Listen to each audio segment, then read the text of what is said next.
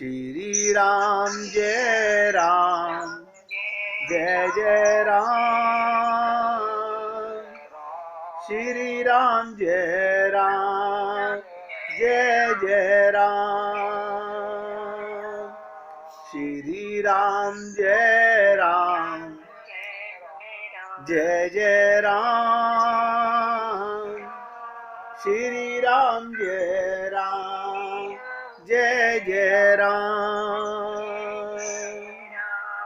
श्री राम जय राम जय जय राम, श्री राम जय राम जय जय राम,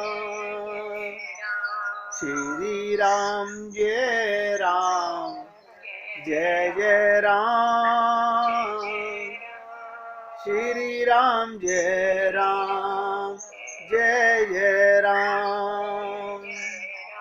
सभी पुण्य आत्मा ध्यान से सुने। जीवन का सबसे बड़ा पुरुषार्थ क्या है?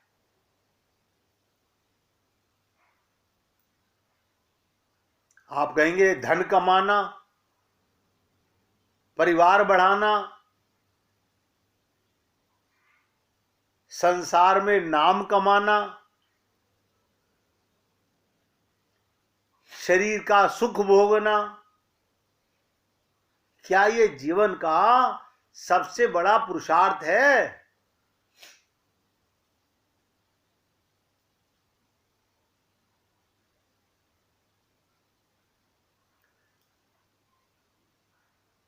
आप सोचिए, कोशिश तो बहुत लोग करते हैं भगवत प्राप्ति करने की, आकांक्षा तो बहुत लोग करते हैं, लेकिन सही मार्ग नहीं जानते और ना उस पे चलने का अभिष्ट सामर्थ्य जुटा पाते हैं। वो क्या करते हैं? मन के भ्रांत प्रयासों का प्रतिफल क्या होता है? हमारे पंडित जी ने कहा पूजा करो, हमने पूजा करनी चालू की। हमारे पंडित जी ने कहा जाप करना चालू करो, हमने जाप चालू कर दिया। उन्होंने कहा महीने में एक बार सत्यनारायण भगवान की कथा करा लिया करो। बताओ, एक दिन सत्यनारायण भगवान की कथा, 29 दिन पाप किया करो।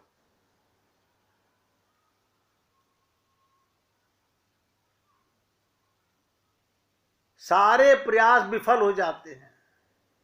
भटकाव में भ्रमित लोग, सब नोट करो, भटकाव में भ्रमित लोग लक्ष्य तक किसी प्रकार नहीं पहुंच सकते।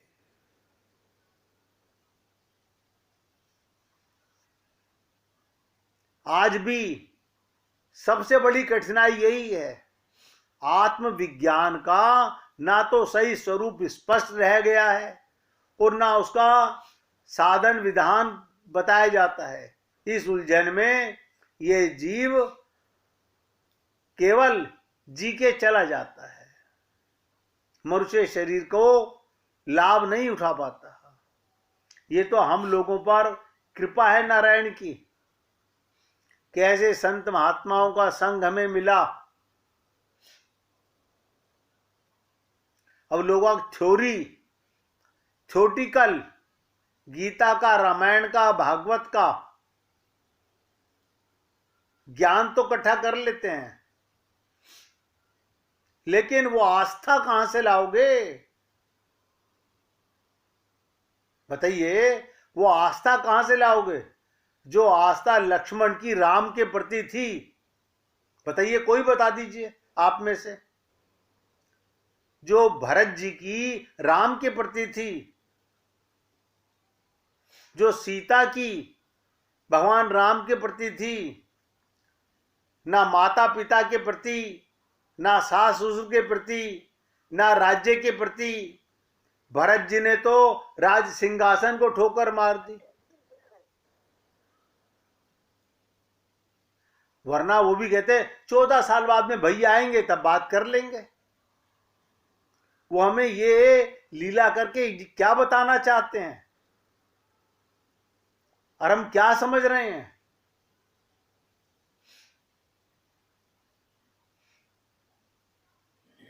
इस आत्मज्ञान, ब्रह्म ज्ञान, तत्व ज्ञान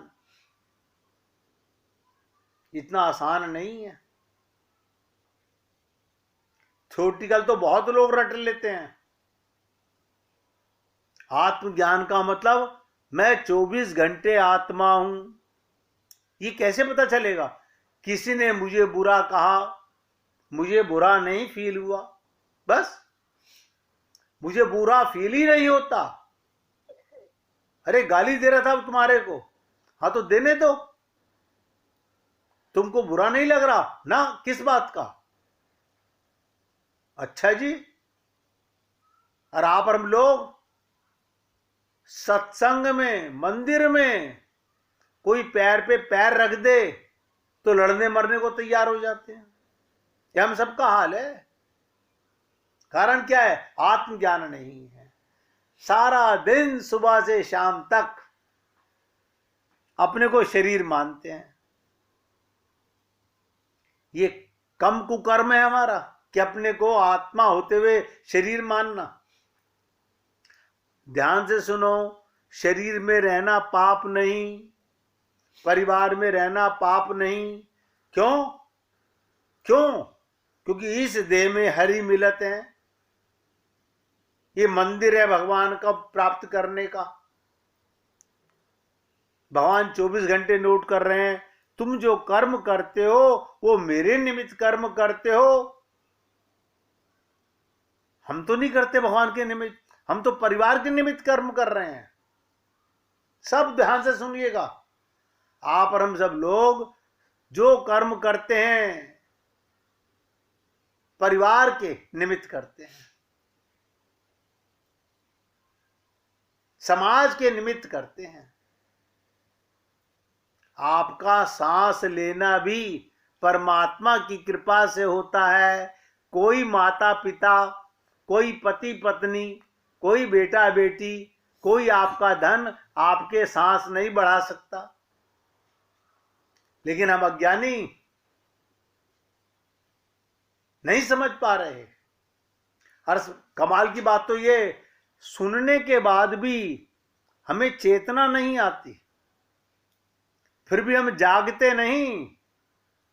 उसी झूठे संसार में, उनके प्रलोभन में हम सत्संग को और भगवत प्राप्ति को छोड़ छोड़ कर भागते हैं। देखो कमाल की चीज, ताज्जुब होता है।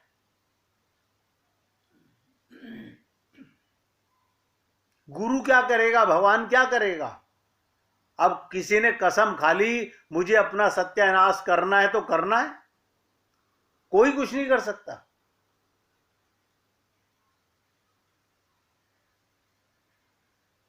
अगर व्यक्ति को सद ज्ञान, आस्था और विश्वास, ध्यान से सुनिएगा, थ्योरेटिकल ज्ञान तो हो गया, आस्था विश्वास नहीं है, जीवन को उच्च स्तरीय लक्ष्य की ओर बढ़ चलने की सहायता करता है। इसे आत्मज्ञान, ब्रह्म ज्ञान, तत्व ज्ञान नामों से भी जाना जाता है। ये बिना आस्था और बिना विश्वास के कभी नहीं। अब संत महात्मा कहते हैं हे पुण्य आत्माओं, हमें कहते हैं, पता नहीं कहते तो हैं, पता नहीं किसको कहते हैं। हम तो इस शरीर मिट्टी को मैं मानते हैं। अब पति कैसे कल्याण होगा? कल्याण शरीर का नहीं होना, कल्याण तो आत्म जागृति का होगा। और जिसकी आत्म जागृति होगी वही भगवान का सुमिरन कर सकेगा।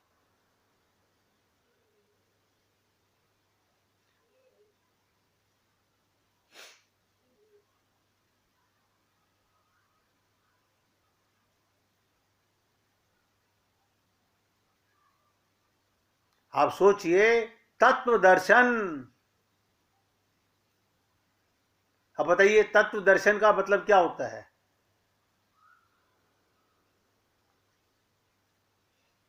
तत्व दर्शन का मतलब क्या? अब तत्व ज्ञान हो तो दर्शन हो। जब हमें तत्व ज्ञान ही नहीं पक्का तो तत्व दर्शन कैसे करेंगे? गोपियों से पूछो, जित देखूं तित श्याम मई है, ये उन्हें तत्व दर्शन, उन्होंने कहां पढ़ा, कैसे रटा, कैसे जाना? किसी न किसी सदगुरु की कृपा से उन्होंने आस्था और विश्वास के साथ स्वयं को आत्मा मान लिया। कल ही मैं भक्त प्रहलाद की चर्चा आपको बता रहा था। भगवान का सुमिरन करना नहीं, होना है। बताइए, गोपियां कहती हैं, उद्धव हमारा कृष्ण हमें छोड़कर कहीं नहीं गया। क्या मतलब? अरे मैं तो अभी मथुरा छोड़ के आया हूं उनको। देखो उद्धव क्या कह रहा है, मैं तो अभी उनको मथुरा छोड़कर आया हूं।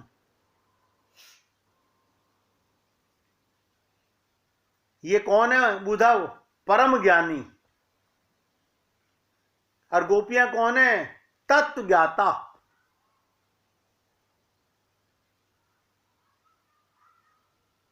दोनों का अंतर देखो। ज्ञानी उद्धव तत्व ज्ञाता गोपियों के चरणों की धूल चाह रहा है। उन्होंने कहा, अरे उद्धव, जिसे तू छोड़ के आया है वो तत्व से जानने वाला नहीं, वो तो तेरे रग रग में धड़क रहा था, तेरे साथ ही वृंदावन में भी आया है और हम सबके अंदर भी बैठा हुआ है। और हम लोग क्या कहते हैं, नहीं आज मंदिर नहीं जा सके, आज हमारी नागा हो गई। बताइए, यानी मंदिर में जाएंगे तो भगवान के दर्शन होंगे। हमारी तो ये झूठी नॉलेज है, क्या तत्व ज्ञान होगा, कैसे भगवत प्राप्ति होगी?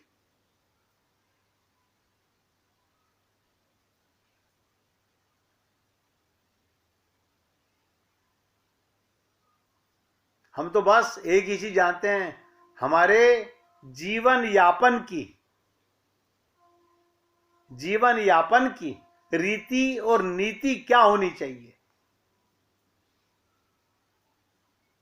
अब ध्यान से सुनिएगा, जो अपने को आत्मा मानता है उसकी रीति और नीति क्या, और हमारी नीति क्या है? जिसे तत्व ज्ञान हो गया, जो किसी गुरु के प्रति पूरा आस्था और विश्वास रख लिया, वो मस्ती में रहता है, आनंद में रहता है, मुस्कुराता रहता है, और दुख में, सांसारिक दुख में भी, शरीर के दुख में भी मस्ती में हंसता हुआ कहता है, जाही विधि राखे राम ताही विधि रहियो। हम नहीं रह सकते भाई ऐसे, हम नहीं रह सकते, नहीं ज्ञान हम लोगों को। इसलिए आपसे निवेदन करता हूं, सुमिरन करना नहीं, होना चाहिए। और आप और हम लोग इन बातों को समझ नहीं पाते। कई बार आप लोगों से निवेदन किया गया,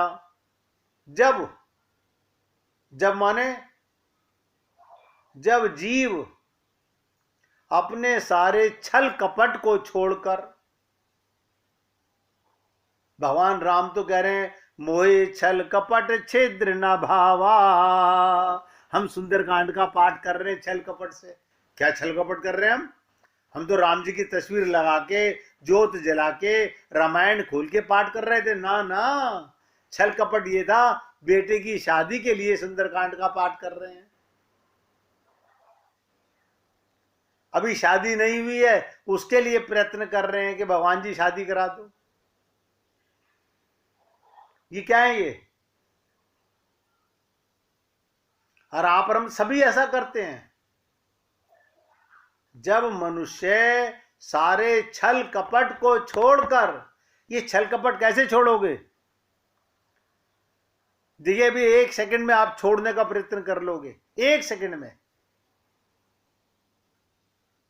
आपको 24 घंटे आपके मन के विचारों को भगवान नोट कर रहा है। अब करो उससे छल कपट। आपने बुरा सोचा, उसने बुरा नोट किया। आपने भला सोचा, उसने भला नोट किया। अब किससे छल कपट करोगे? जो आपके मन का दृष्टा है, उसे किसी गवाह की जरूरत नहीं है कि कोई विटनेस कहेगा नहीं नहीं मेरे सामने राम नाम का जाप कर रहा था। ना ना, भगवान को पता है इसके अंदर क्या चल रहा था। ये मंदिर में बैठा हुआ भी मुझसे संसार मांग रहा था, शरीर का सुख मांग रहा था, परिवार का सुख मांग रहा था। ये मुझसे थोड़ी प्यार कर रहा था, ये तो भिखारी है।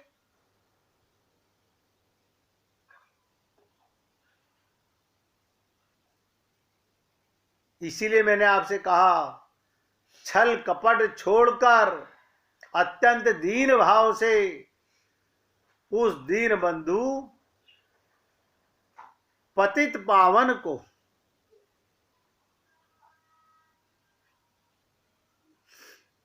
क्या मुसीबत है।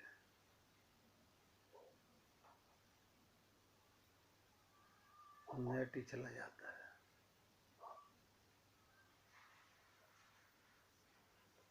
तो कहने का तात्पर्य, जो हर पल हर सेकंड उस प्रीतम परमात्मा को ध्यान से सुनो भाई, ध्यान से सुनो, नेट चला जाता है, क्या करें। बहुत प्रयत्न करते हैं कि आपको सत्संग में बाधा ना पड़े, मगर ये नेट फिर भी हमारा परीक्षा लेता रहता है। और आप बहुत भला काम करते हो कि एक सेकंड बर्बाद ना करके भगवान का कीर्तन करने लगते हो, ये बहुत अच्छी बात है। तो जिस दिन ये जीव छल कपट छोड़कर, अब देखिएगा घर में कोई रिश्तेदार बैठा है आया हुआ, और आप उसे करो बस 5 मिनट का टाइम मुझे दे दीजिए। किस लिए? वह एक बार मेरा नियम है नीचे ना शंकर भगवान पे जल चढ़ा के आ जाऊं। शंकर भगवान समझ रहे हैं, वो तेरे अंदर बैठे हुए समझ रहे हैं ये कपट करने आ रहा है मेरे ऊपर। 5 मिनट में इसका ध्यान तो परिवार में रहेगा, आने वाले रिश्तेदार में रहेगा, लेकिन मुझे भी पानी डुबको की लगा के जाएगा। अब बताइए आपने क्या करा? देखो हम आ गए ना 5 मिनट में, भगवान को भी खुश कर लिया और आप तो खुश हो ही। हमें कैसे पता चले हम कहां कपट करते हैं? कान से सुनने में कपट, मुख से बोलने में कपट, मन से सोचने में कपट, ये सब छोड़कर दीन बंधु पतित पावन परमात्मा, वो दीन बंधु है, वो पतित पावन है। हम पतित बनते नहीं, हम तो माला माल बन के जाते हैं भगवान के सामने। जो परमात्मा की शरण लेना चाहता है तभी भगवान हाथ बढ़ाकर उसे अपनी छाती से लगा लेते हैं। फिर आप ही वह मधुर मूर्ति अंक भर लिपटाएगी। भगवान को एक सेकंड की देरी नहीं है। पता है, शबरी को गले लगा रहे हैं, निषाद राज को गले लगा रहे हैं, सुग्रीव को गले लगा रहे हैं, रावण का भाई विभीषण को गले लगा रहे हैं। आपको क्यों दुत्कारेंगे? आपने तो घर में मंदिर बना रखे बहुत बढ़िया बढ़िया। क्यों? एक शब्द ध्यान रखना, हम शरण में नहीं जाते भगवान के।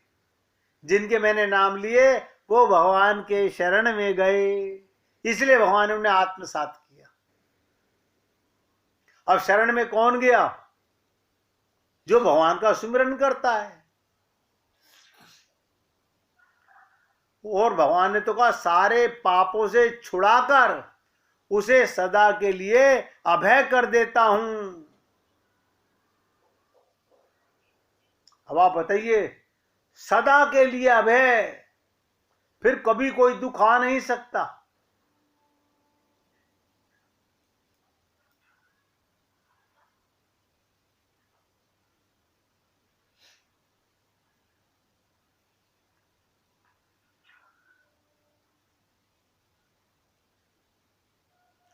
राधा रानी की 8 सखियां हैं, इनकी चर्चा करते हैं। पहले 1 मिनट राधा की कृपा के पात्र बनिए। कृपा